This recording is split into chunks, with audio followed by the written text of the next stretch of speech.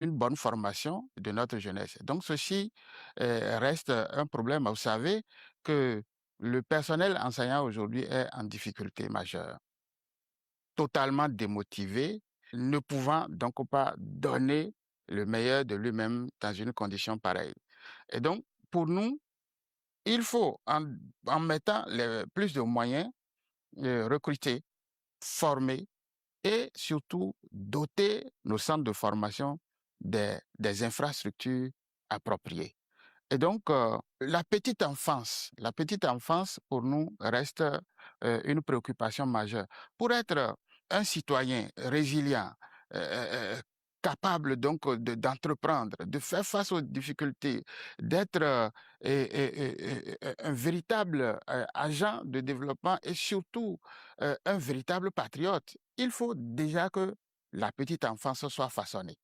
Donc, il faut créer plus d'écoles maternelles et faire en sorte que l'accès soit obligatoire à tous nos petits-enfants et surtout l'école primaire. Donc, en dehors de ça, les catégories de personnel qui sont créées et qui constituent de véritables problèmes aujourd'hui euh, doivent, disons, faire place à deux catégories de personnel des contractuels et des fonctionnaires d'État. Lorsque le personnel, l'enseignant est bien entretenu, est bien formé et payé comme cela se doit, je crois qu'ils vont donner le meilleur d'eux-mêmes pour que nos enfants soient mieux formés. Si nous parlons de l'enseignement maternel, de l'enseignement euh, primaire, le secondaire également doit forcément être beaucoup plus technique. Je crois que le pouvoir en place s'est lancé dans ce programme. Il va falloir continuer et améliorer et faire en sorte que nous ne fabriquions plus des chômeurs, des gens qui ne peuvent pas s'adapter aux réalités de l'emploi Al- Alors, dans notre pays. Monsieur Roumpet, vous parliez de l'enseignement obligatoire. Comment pouvez-vous rendre l'enseignement primaire et public obligatoire? Comment pensez-vous le rendre obligatoire? Je dis, nous allons rendre l'enseignement maternel et primaire obligatoire. Peu importe que le parent choisisse d'envoyer son enfant dans un privé, Mhm. mais c'est obligatoire que tous les enfants béninois prennent pas la maternelle et le primaire. C'est obligatoire. Le comment, c'est de créer les infrastructures, de faire les recrutements et de financer. Et les moyens pour le faire sont là. Les moyens à mettre dans l'enseignement sont là. Il suffit de revoir les salaires politiques, de supprimer les nombreuses agences créées et de faire en sorte que les charges de l'État soient diminuées. Vous comprenez que il y a beaucoup de choses dans lesquelles nous mettons l'argent qui aurait pu servir à former notre jeunesse. Oui. Vous mettez l'accent justement sur les enseignants, sur l'enseignement en général, mais au cœur de l'enseignement, il y a l'enseignant lui-même, l'homme qui travaille pour pouvoir partager ses connaissances. Comment comptez-vous améliorer, ou plutôt restaurer la dignité et la motivation des enseignants, surtout ceux-là qui sont souvent au cœur des crises sociales? D'abord, il n'y aura plus d'AME. Il faut arrêter avec ça. Il y aura une reconversion ou carrément on va supprimer? Il faut reconvertir, il faut recaser, il faut que les gens se sentent à l'aise dans le métier. Deuxièmement, euh, il faut faire de l'enseignement un corps spécial. Il faut créer un statut particulier du corps enseignant, du bas jusqu'en haut. Donc, je crois que ça a été fait déjà au niveau supérieur. Il faut le faire également au niveau secondaire, au niveau primaire.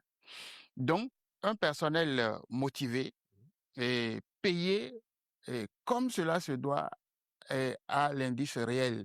Et vous savez, les avancements sont bloqués, et les gens réchignent, et puis tout ça là constitue des facteurs de toutes les façons. Nous avons déjà proposé que au cours de notre gouvernance, le dialogue, les discussions avec les travailleurs seront euh, au rendez-vous. il faut discuter, il faut mettre à l'aise les gens, il faut résoudre leurs problèmes et faire en sorte que, ne serait-ce que ce secteur-là, qu'il n'y a plus de grincement dedans. Alors, Monsieur Rompin, votre projet mentionne l'accès aux soins de qualité et à moindre coût. Alors, dites-nous, comment pensez-vous garantir la présence des spécialistes qui manquent déjà dans les milieux urbains, plus dans les milieux ruraux au Bénin? Au fait, ce n'est pas euh, les, les praticiens qui manquent, c'est pas ces médecins de qualité qui manquent.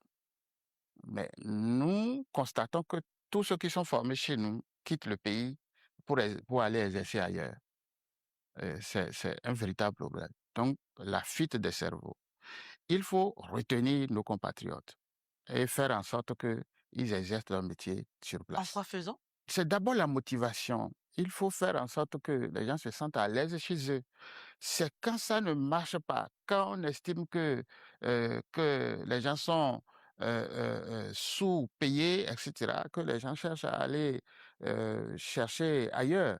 Il faut faire en sorte que tous ces médecins-là, vous savez, allez en France, vous allez voir les médecins béninois en nombre extrêmement important. Et donc, ça va même au-delà de la santé.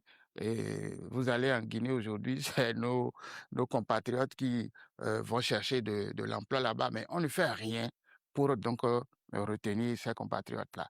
Je crois que si l'État met les moyens qu'il faut pour donner des formations de pointe, parce que là, euh, c'est une question de l'éducation aussi. L'État doit mettre l'argent qu'il faut pour que le citoyen reçoive la compétence qu'il faut. Et quand c'est comme ça, il faut un contrat et faire en sorte que les gens, une fois formés, ne fuient pas le pays. Parce que former n'est pas facile. Et tous ceux qui sont partis là ne peuvent pas dire qu'ils n'ont pas bénéficié des investissements de l'État. Comment ils font un retour sur l'investissement de l'État? Ce n'est pas en fuyant le pays, ce n'est pas en allant travailler. Donc, je reviens à votre question pour dire que les techniciens ne manquent pas, les spécialistes ne manquent pas. Il faut les retenir, les recruter, les rassurer et faire en sorte qu'ils donnent le meilleur d'eux-mêmes dans leur pays. Oui, Monsieur Paul-Père, vous mettez beaucoup plus l'accent sur les moyens dans vos réformes sanitaires, mais dites-nous, entre construire des hôpitaux et réhabiliter, équiper l'existant, quelle sera, vous, votre priorité absolue si éventuellement le peuple vous accorderait sa confiance? De mon point de vue, lorsque on attaque les maladies à l'origine, elles sont plus faciles à, à guérir. La cherté donc de coûts de soins, les médicaments et autres font aujourd'hui que lorsque les gens sentent qu'ils sont malades, ils attendent d'essayer des méthodes, faire de l'automédication par exemple. Et c'est quand ça s'aggrave maintenant qu'on cherche à aller. En ce moment, les complications sont déjà au rendez-vous. Or, le commun de nos compatriotes n'a pas le minimum pour aller dans des hôpitaux spécialisés de renommée. Alors, moi, je pense qu'il faut euh, créer de petits centres. Entre-temps, c'était dénommé des UVS. Aujourd'hui, ça se mélange un tout petit peu avec des relais communautaires, etc. Je crois que il faut garantir l'accès primaire aux soins de santé en ayant des unités de santé proches des populations. Vous ne pouvez pas, après avoir eu une petite blessure chez vous, vous rendre dans un grand centre. Ça peut se régler à côté. Vous sentez une petite courbature, vous pouvez aller voir l'aide-soignant qui est dans un coin, dans votre village ou dans votre quartier, lui poser le problème. À ce niveau, l'État peut mettre un certain nombre de produits, de médicaments. Je pense que les produits sous-génériques peuvent servir à ce niveau pour tenter de régler les problèmes de maladie à l'étape primaire, avant d'aller vers Nous n'allons pas construire de grands hôpitaux 5 étoiles, mais nous ferons en sorte que les plateaux techniques soient améliorés. C'est de ça qu'il s'agit, que nous ayons des soins de santé à la portée, n'est-ce pas, du coût de vie, du niveau de vie de nos populations. Donc, nous pensons au grand nombre et non faire de notre société une société de privilégiés. Alors, Monsieur Paul Roupin, nous allons aborder un second pan de votre projet de société que nous résumons en économie, industrie et agriculture. Quelle est votre stratégie pour passer d'une agriculture de subsistance à une véritable agro-industrie créatrice de valeur ajoutée? Notre agriculture a beaucoup de problèmes. Euh, il faut aller à d'autres méthodes de culture améliorées, soutenues par la mécanisation. Mais il y a un problème qui se pose au plan foncier. Euh, euh, les terres sont telles que si nous n'allons pas de façon courageuse à des réformes, il n'y aura jamais d'espace cultivable. Vous allez voir que, il y a des gens qui s'approprient les terres parce qu'ils ont peut-être peur d'aller mettre leurs sous dans les banques et qu'on découvre qu'ils ont détourné, qu'ils ont eu maladroitement des sous, vont acheter des terres, mais qui ne cultivent pas. C'est là. Alors, lorsque nous avons défini les zones agricoles, après étude donc des filières qui peuvent être supportées par ces localités, il faut trouver les formules pour que les terres soient disponibles. Nos jeunes ont envie d'aller à l'entrepreneuriat agricole, mais ne peuvent pas disposer des terres. Ça pose un problème. Comment est-ce qu'ils peuvent s'acheter alors qu'ils sont au début les terres pour donc aller à l'agriculture? Alors, à ce niveau, il faut vraiment réfléchir pour trouver les formules pour donc garantir l'accès à la terre, pour donc que il y ait de véritables entrepreneurs agricoles. Maintenant, il faut faire en sorte que le secteur soit libéralisé. Le monopole dans ce secteur tue. Donc, nous allons faire en sorte que, en soutenant les entrepreneurs agricoles, en offrant ou subventionnant les machines agricoles, qu'il y ait un bon encadrement donc sur le terrain, avec un recrutement de spécialistes et qui soient aux côtés donc des producteurs pour donc les aider à faire face à tous les problèmes. Vous savez, au nombre des problèmes qu'il y a, c'est le changement climatique. Alors, il faut donc encourager des retenues d'eau pour qu'il soit possible donc de faire des cultures de contre-saison. Je crois que c'est autant de choses qu'il faut faire en faisant la promotion d'autres filières et, et qui nous permettent donc de soutenir notre économie et de garantir l'autosuffisance Ouais. alimentaire chez nous. Également, il faut un système d'assistance aux producteurs. Il arrive des moments où le producteur a des produits sous la main et qui n'arrive pas à, à céder. Vous allez au nord aujourd'hui, vous allez voir que eux tous ont stocké du maïs, mais qui n'arrivent pas à vendre parce Et qu'est-ce que qui peut être fait dans ce extrêmement moins cher. Non, les facteurs sont là. Il y a d'abord les problèmes que nous avons avec les pays voisins qui ne nous permettent pas de déverser le trop-plein sur leur marché. Il faut que nous ayons un système de rachat, de constitution donc de réserves tampons pour donc permettre aux producteurs de ne pas, disons, s'endetter après avoir mis tout cet effort à produire. La transformation donc de nos produits reste également un défi majeur à relever. Si la possibilité de transformer n'existe pas, je crois que le producteur risque d'être découragé et d'abandonner des filières, alors que cela peut nous permettre donc d'avoir des devises. Oui. Dans votre projet de société, vous insistez sur l'attirance des investisseurs étrangers tout en protégeant les petites et moyennes entreprises locales. Dites-nous comment ça peut se faire? Il faut dire que nous avons beaucoup à faire pour régler les problèmes d'emploi, de transformation. Nous ne pouvons pas avoir toute la technologie chez nous. Donc, il faut d'abord que le climat des affaires euh, permette donc aux citoyens d'investir et de faire venir également des investisseurs étrangers. Euh, un pays qui n'est pas industrialisé n'est pas aujourd'hui ne peut pas être compté parmi les pays qui se développent. Donc, nous allons faire en sorte que il y ait effectivement des investisseurs étrangers et que il leur soit garanti la possibilité de s'épanouir dans notre pays et de nous aider à transformer nos produits. Et il faut protéger effectivement les nationaux, il faut les protéger, c'est vrai, mais cela ne doit pas, disons, nous amener à créer le monopole et faire en sorte que la loi du marché ne permette pas aux producteurs, n'est-ce pas, de pouvoir rentrer dans ce qu'ils ont investi et de faire Est-ce que vous ne des craignez pas qu'à bénéfices. un moment qu'il y ait une sorte de concurrence déloyale qui sera désavantageuse pour les petits producteurs, les petites et moyennes entreprises, Bon, ceux-là qui n'ont pas les grands moyens? de toutes les façons, l'investisseur étranger qui vient et qui est venu avec des financements n'a pas le soutien de l'État en termes de subvention, d'injection directe de l'argent.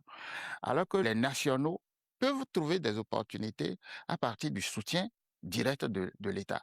Et donc, il faut tenir compte de tout ça pour que nous ne fermions pas, qu'on ne décide pas d'évoluer en vase clos, qu'on reste ouvert à l'étranger tout en protégeant ceux de chez nous par des subventions, des interventions directes pour donc les relever.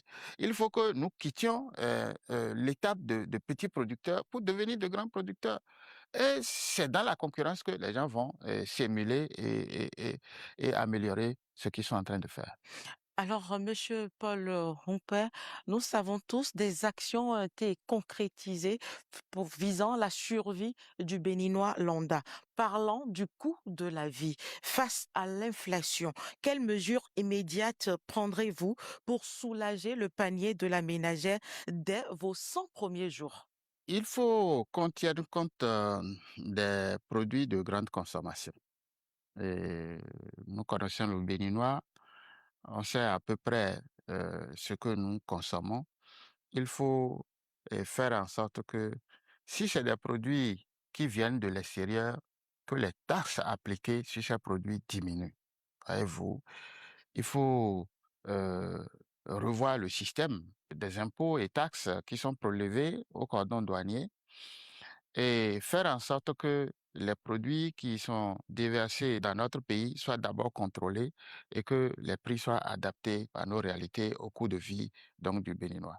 Vous voyez, euh, vous prenez des exemples simples de produits de grande consommation, l'huile végétale par exemple. L'huile végétale coûte extrêmement cher au Bénin, plus qu'au Togo à côté. Et lorsque le citoyen se permet d'acheter ne serait-ce qu'un bidon, eh bien, ce véhicule-là est garé et le citoyen perd donc son produit. Cette protection en faveur des raffineries locales pénalise le citoyen. Donc, il faut faire en sorte que, tout en protégeant, que nous puissions donc permettre à nos compatriotes de vivre. Si au Togo à côté, les gens sont autour de 20 000 le bidon et que nous, on est à 28 000, etc., ici, il faut automatiquement revoir le système pour que nous offrons le minimum à nos compatriotes. Au-delà de ça, c'est que des produits de chez nous sont en abondance actuellement. Vous prenez le maïs, c'est les producteurs qui se plaignent et disent que c'est moins cher. Donc, ça ne permet pas aux producteurs de rentabiliser son travail. Il faut quand même les aider. Par contre, quand le maïs coûte moins cher, d'autres produits sont extrêmement chers. Vous prenez le riz, etc., etc. Donc, en dehors de ce qu'il faut euh, encourager certaines filières qui donnent des produits de grande consommation tels que le riz, le maïs, les niébés et autres, il faut que le déficit qu'il y a soit bien cerné et que en exportant, nous puissions, disons, alléger un peu les coûts pour que ce soit accessible aux concitoyens. Alors, les taxes et les impôts sont des réformes portées sous le régime de la rupture. Qu'est-ce que vous proposerez aux Béninois dans ce secteur-là? Je crois que il faut faire en sorte que euh, la poche du citoyen ne saigne pas trop. Ou que si nous devons maintenir la propension, cette tendance, il faut une autre façon de retourner au citoyen, donc ce qui lui est arraché sous d'autres formes. Euh, supporter le coût de soins de santé, par exemple, l'éducation, etc. Et ça pourrait faire que le citoyen va trouver une certaine compensation sur, mais les redressements fiscaux qui font couler les entreprises. Vous savez, il y a plusieurs qui ont fermé. Et c'est extrêmement grave. Euh, Quelles sont les entreprises nationales qui opèrent convenablement aujourd'hui? Il n'y en a plus. Et donc, il faut faire en sorte que, eh bien, que les impôts ne tuent pas les initiatives, ne tuent pas les entreprises. Et donc, nous ferons en sorte que nous ayons une fiscalité appropriée qui encourage et qui soutienne les initiatives et euh, protège nos entreprises. Oula. Paul Rompin, vous êtes aspirant au fauteuil présidentiel pour diriger le pays et vous savez très bien que le pays est constitué en partie des jeunes. Vous promettez de l'emploi pour les jeunes. Dites-moi, à peu près combien de postes comptez-vous créer par an et dans quel secteur prioritaire? Bon, je ne veux pas faire comme au temps de nos aînés. Il y a un qu'on a bien connu, Théo, il dirait qu'il a avancé des chiffres d'emplois à créer. Je sais tout ce que ça a créé Exactement. par la suite. Non, mais Non, vous êtes sûr que vous pouvez avancer des chiffres, il peut-être? faut travailler à consommer nos jeunes qui sont là. L'emploi reste le problème majeur aujourd'hui. Plusieurs, d'ailleurs, ont été supprimés. Des gens qui, hier, avaient normalement leur emploi et qui sont devenus chômeurs en cours de route parce que il y a eu que ces entreprises ou ces sociétés ont été supprimées. Donc, il faut protéger l'emploi, l'existant. Protéger l'emploi, est-ce à dire que vous allez faire revenir les retraités d'office déjà sous la rupture? Ça dépend. Il y en a qui ont des problèmes majeurs parce que renvoyés précocement pour une raison ou une autre. Les agents du MAEP, du ministère de l'Agriculture, ils sont des milliers qui ont été renvoyés, qui cherchent à retrouver absolument leur emploi aujourd'hui. Bon, j'ai discuté avec eux, j'ai dit, mais ceux qui peuvent être récupérés, parce que 10 ans après, certains ont déjà acquis de l'âge et qui ne peuvent plus retourner dans la fonction publique. Mais ceux qui n'ont rien trouvé et qui sont encore en âge d'être utilisés dans la fonction publique, il va falloir trouver une formule pour eux. Protéger l'emploi, pour moi, c'est d'abord supprimer la loi sur l'embauche ou la relire de sorte à protéger l'emploi. C'est-à-dire qu'il est trop facile aujourd'hui de renvoyer le travailleur. Pour une raison ou une autre, ton responsable, ton employeur décide de te renvoyer et tu ne peux pas. Semble-t-il que ça devrait permettre aux investisseurs de venir ici. Non, il faut protéger le citoyen, protéger son emploi. Donc, cette loi-là, c'est une loi polémique, il faut revoir ça. Et maintenant que eh, nous avons besoin de réorienter la jeunesse euh, en les poussant vers l'entrepreneuriat, il faut les encadrer, les amener à là. Et puis, trouver des formules pour donc les aider. Vous savez qu'il n'y a pas de banque d'investissement, etc. Donc, il faut trouver une formule pour permettre que les jeunes aillent à l'entrepreneuriat. Deuxième chose, vous avez fini les études qui sont restées des études beaucoup théoriques, etc. Il faut maintenant que les gens aillent dans des stages pour se perfectionner. Nous allons faire en sorte que les entreprises qui consommeront plus de jeunes et qui leur permettraient d'acquérir des compétences pour être utiles dans les entreprises, il faudrait que nous puissions trouver une formule euh, qui les encourage. on peut agir sur les impôts et faire en sorte qu'ils aient d'intérêt à permettre les stages des jeunes. Nous ferons en sorte que des startups soient financées. Il ne faut pas qu'en formant, les gens pensent que c'est l'État qui doit consommer, l'État a ses limites. Et donc, il faut que chacun se mette dans la tête qu'il doit être son propre employeur. Une jeunesse résiliente, combative et créatrice et qui doit être, disons, soutenue par l'État. Nous allons parler à présent culture, artisanat et tourisme. Dites-nous, quelle politique de financement comptez-vous mettre en place pour que l'artisanat béninois s'exporte? Notre artisanat s'est spécialisé dans la fourniture de prestations, de services. C'est-à-dire que si vous êtes couturier, vous attendez que quelqu'un vienne vous donner son tissu, son pagne, pour lui confectionner une tenue. Non, il faut aller au-delà.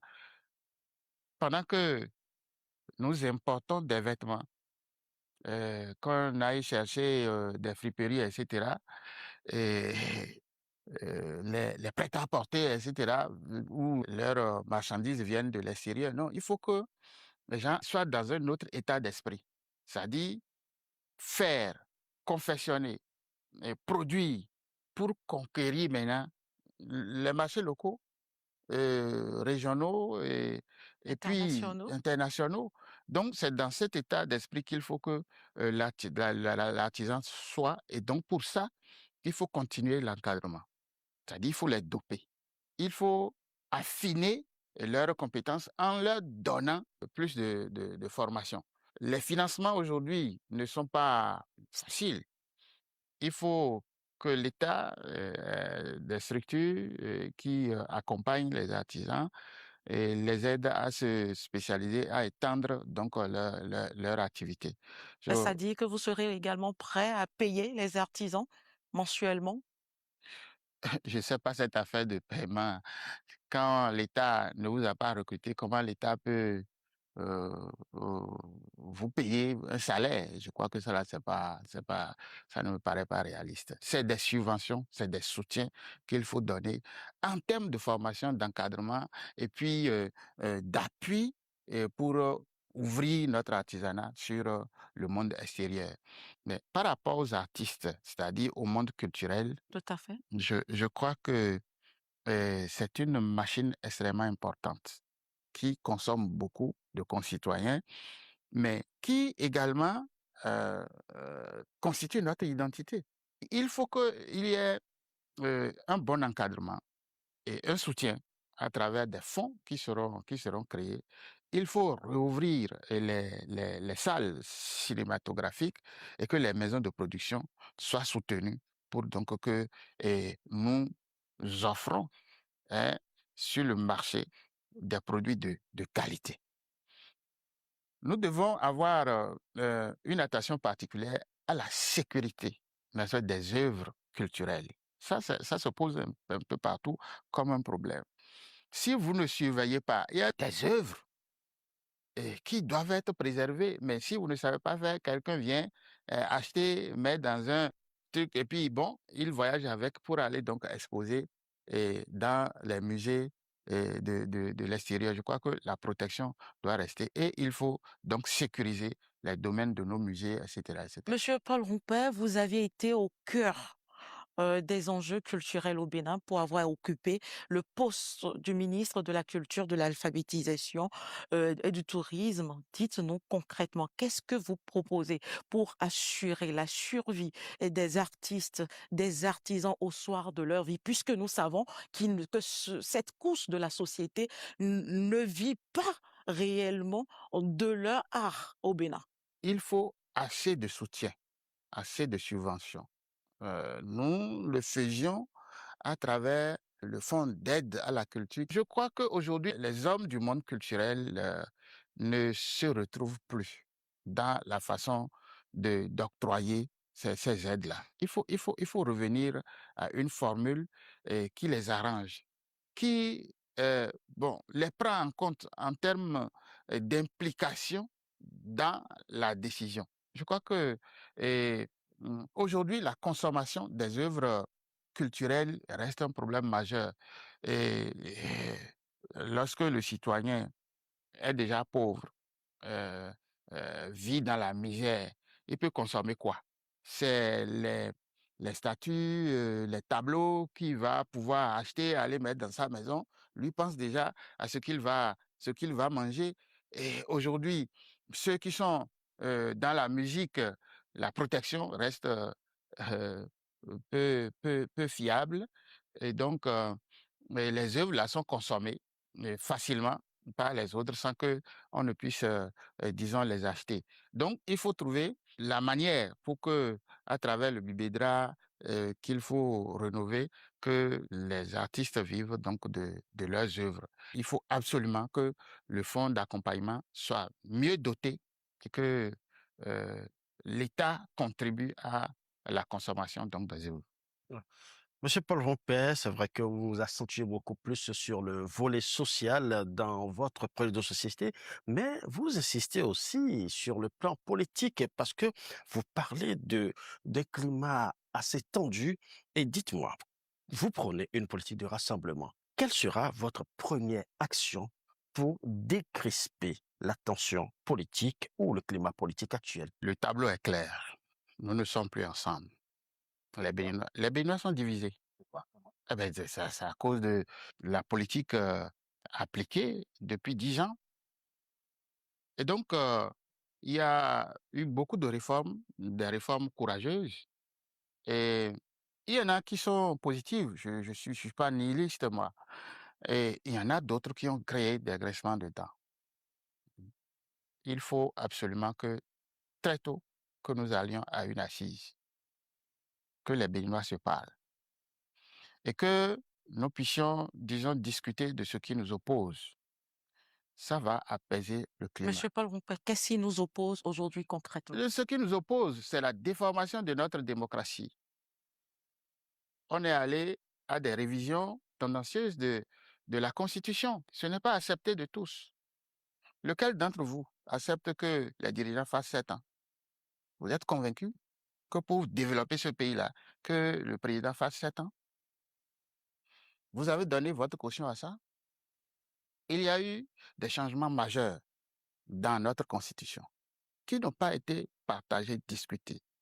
Je crois que si nous allons à cette assise, les Béninois pourront s'exprimer. Et je crois que à la suite de cette assise, il faut amener les Béninois à aller à un référendum sur leur constitution, de mon point de vue. Deuxièmement, euh, il y a des questions qu'il faut absolument avoir le courage des gens qui sont en prison, des gens qui sont en prison, Les du fait prisonniers politiques. des prisonniers politiques. Qu'on dise qu'il n'y en a pas, c'est faux. Il y en a. Il faut régler ça et vraiment les sortir de là. Des gens ont été obligés de fuir le pays pour avoir eu le courage de se prononcer d'une certaine manière sur euh, les questions politiques. Nous pensons que en nous asseyant de façon collégiale et euh, consensuelle, nous allons régler ces problèmes-là et faire en sorte que tous les Béninois se retrouvent et que chacun soit libre de vivre dans son pays. Et donc, les réformes qui facilement débouchent souvent sur des parlements monocolores doivent être revues pour que notre Parlement euh, soit le lieu d'expression. Justement, parlant de ces réformes institutionnelles, voulez-vous dire qu'aujourd'hui, que vous envisagez, si vous étiez élu, et Paul Rompet, vous envisagez réviser le système des parrainages ou le code électoral afin que les élections deviennent plus inclusives au Bénin? Bien sûr, tout est ensemble. C'est un tout. En allant discuter, en allant à une assise nationale, c'est pour discuter de tout.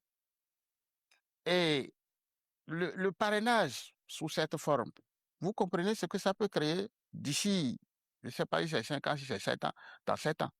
Mais vous n'avez pas eu de difficulté à en avoir. Vous savez, euh, il aurait été meilleur pour nous d'avoir nos propres parrains que d'aller tendre la main pour l'avoir. Et donc, ce qui est normal, c'est que chaque chapelle politique soit en mesure donc de se parrainer. Pour contourner la difficulté, surtout que le Parlement relève d'un seul camp, il faut qu'il qu'il soit possible que les électeurs parrainent. Dans d'autres pays, on demande que celui qui n'a pas un parti représenté à l'Assemblée, qui n'a pas des maires, etc., des élus, qu'il aille vers les citoyens.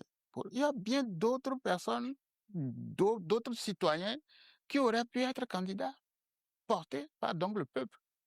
Là, maintenant, ce n'est pas possible. Donc, nous pensons que pour éviter les frustrations, il faut aller revoir tous ces dispositifs et faire en sorte que lorsque quelqu'un a des idées de développement et qu'il trouve qu'il peut être utile à la nation, que pour n'avoir jamais participé aux élections ou pour n'avoir pas donc des élus dans son parti, soit totalement écarté et toute sa vie donc de la possibilité d'aller proposer ce qu'il veut proposer à la nation. Il faut revoir, de mon point de vue. Oui.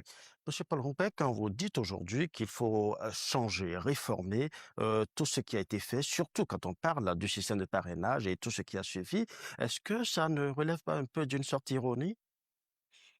Surtout quand on sait que vous avez bénéficié justement de ce parrainage.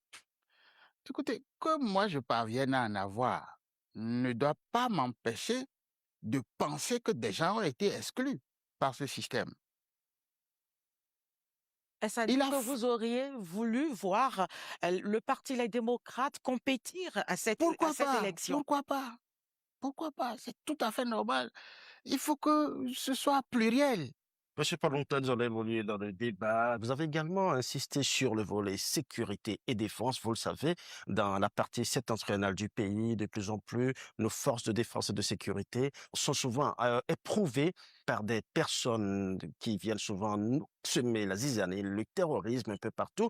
Aujourd'hui, vous, dans votre projet de société, vous en parlez un peu plus. Qu'est-ce que vous proposez aux populations, surtout ces populations du septentrion qui vivent au quotidien cette terreur? À l'entame, je dois mm, avoir une pensée pour tous ceux qui sont tombés dans ce phénomène et saluer les forces de défense et de sécurité pour leur bravoure. Euh, c'est un problème sérieux qu'il faut régler. Pour le régler, il faut d'abord que euh, la formation de nos agents soit plus accrue, plus soutenue, adaptée à ce type d'attaque. Parce que ce n'est pas ce pourquoi nos forces sont formées.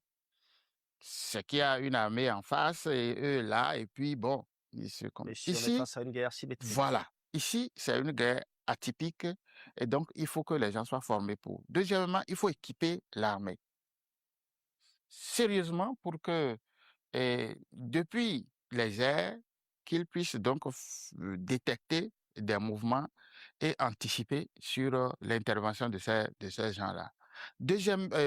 En outre, moi, je pense qu'il faut normaliser les relations avec les pays voisins pour que de part et d'autre, il y a une pression sur ces zones qui abritent ces personnes dangereuses pour la sécurité donc, de notre pays. Nous n'avons pas besoin de nous intéresser euh, aux politiques intérieures des autres pays, mais trouver quand même la passerelle, malgré nos différences, n'est-ce pas, pour que nous puissions éradiquer ce phénomène. Je crois qu'en nous donnant la main, nous pouvons le faire. Monsieur Paul Roupet, nous ne saurions finir cette émission parce qu'il nous reste encore quelques minutes. Ce serait un crime de lèse-majesté que de ne pas parler de la presse puisque votre call ici est un pur produit de la presse. Dites-moi, nous allons parler de la liberté de la presse. Vous le savez très bien, le Bénin a reculé dans certains classements mondiaux. Comment comptez-vous garantir une presse libre et indépendante? La restriction de la liberté se repose sur des textes de loi. C'est-à-dire qu'on ne peut restreindre la liberté qu'en se fondant sur les lois qui sont en présence. Je crois que la loi sur la communication et le code du numérique sont deux lois, n'est-ce pas, qui régissent votre monde, mais il semble que ce que vous avez gagné d'un côté, vous le perdez de l'autre. Et je crois qu'il faut aller à une relecture de ces lois pour d'abord garantir et dépénaliser certains traitements donc de l'information. En dehors de ça, je crois que le plus gros problème, c'est comment la presse nourrit euh, son homme. C'est de ça qu'il s'agit. De plus en plus, nous sentons une paupérisation de ce secteur-là. Donc, concrètement, il y a des problèmes qu'il faut régler. Des gens peuvent rentrer dans ce monde avec un petit diplôme, mais devenir des journalistes ou bien des acteurs de référence. Quand il y a un journaliste de renommée internationale, il est comme une identité pour le pays. Il y a des journalistes de renom. Ouais. Si nous en fabriquons chez nous, en l'accompagnant, en aidant les gens, en les élevant, c'est que c'est notre pays qui grandit. Vous entendez des noms et puis vous réjouissez parce que ils ont grandi dans le métier et sont devenus donc de véritables références. Oui. Donc, l'encadrement, la formation reste prioritaire à travers la HAC et en tout cas, moi, je pense qu'il faut réformer également à ce niveau. Aujourd'hui, heureusement, celui qui est à la tête du secteur, euh, saluons ça. Mais demain, on peut nommer n'importe qui à la tête sans que ça ne soit quelqu'un de votre secteur. Donc, il faut faire en sorte que les professionnels soient plus présents. Comment est-ce que vous pouvez accompagner la presse, surtout en ce qui concerne l'aide de la presse à l'État, l'aide de l'État à la presse, pour que nous ayons des organes de presse crédibles, parce que un organe de presse bien crédible peut permettre aux journalistes d'être vraiment épanouis. Je crois qu'à ce niveau, c'est toujours de faire en sorte qu'il y ait de véritables entreprises de presse. Si euh, vous êtes dans une entreprise, que cette entreprise-là respecte les règles, ça va profiter à chacun. Au lieu que les patrons s'approprient tout et ne font pas en sorte que ce soit le patrimoine de l'entreprise, eh bien, ça échappe à tous les autres. Et puis, qu'est-ce qui se passe? Et chacun décide donc d'aller créer son organe, etc., et tout est émietté. Donc, l'aide doit être d'abord une réalité et ça doit être entouré d'une règle consensuelle. Et puis après, que chacun puisse, disons, effectivement profiter de ça et que les patrons soient dans leurs limites et que une bonne gestion entoure donc ces aides que l'État peut donner à ce secteur. Vous parlez tantôt de réformer la haute autorité de l'audiovisuel et de la communication, notre structure de tutelle. En quoi faisant concrètement, Monsieur Paul Rouet? Les lois organiques sont là pour faire en sorte que ça soit aux mains donc On de... voit que cet acte-là sanctionne de plus en plus les médias. Qu'est-ce que vous proposez pour que cette institution de tutelle puisse plus nous protéger que sanctionner? Il faut élire tous les membres. Il faut éviter que ce soit l'exécutif qui nomme. Il faut faire en sorte que euh, euh, il y ait véritablement séparation de pouvoir. Si tout ça là peut être observé, je crois que euh, les cas que nous constatons ne pourraient plus arriver. Ouais. Est-ce que vous allez nous faciliter l'accès à l'information?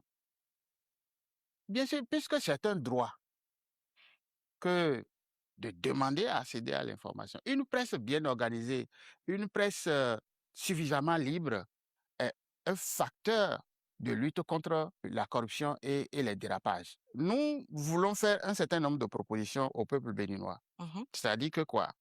nous allons faire en sorte que la société civile soit plus active, plus libre et que et annuellement, il y ait un forum donc de la société civile pour que nous ayons une remontée de tout ce qui, n'est-ce pas, touche au peuple et qui que les gens ont de difficultés à dénoncer. Et donc là-dedans, la presse trouve bien son compte parce que vous devriez être là pour empêcher les dérapages, la corruption et la mauvaise utilisation des ressources du pays. En dehors de ça, nous pensons qu'il faut une journée des partis politiques, c'est-à-dire créer des rencontres pour que les Béninois ne se regardent plus en chien de faïence et qu'ils aient plusieurs occasions de se parler. Aujourd'hui, chacun évolue dans son camp et nous n'arrivons pas à nous parler. Donc, il faut une journée des partis politiques pour donc que des débats se fassent sur des questions qui nous touchent tous, et des problèmes spécifiques, et que chacun vienne, du point de vue de son idéologie, de sa conception donc de la société, vienne dire sa solution. Pourquoi pas? On peut se chamailler, se dire beaucoup de choses, mais à la fin, qu'il y ait des conclusions et que ces conclusions-là remontent soit vers le Parlement ou soit vers le gouvernement qui va donner donc des instructions à des ministres sectoriels pour donc prendre des décisions de résolution donc de ces problèmes. Vous allez voir que il n'y aurait plus de problèmes laissés, des frustrations, etc., qui pourraient déboucher sur donc des crises. Paul Rompin, nous sommes à la fin de cette émission, mais très rapidement, est-ce que vous avez un message pour vos électeurs, certainement, qui vous suivent en ce moment, et ils ont écouté les solutions que vous voulez proposer, si éventuellement ils vous accordent leur suffrage? Un message à vos militants.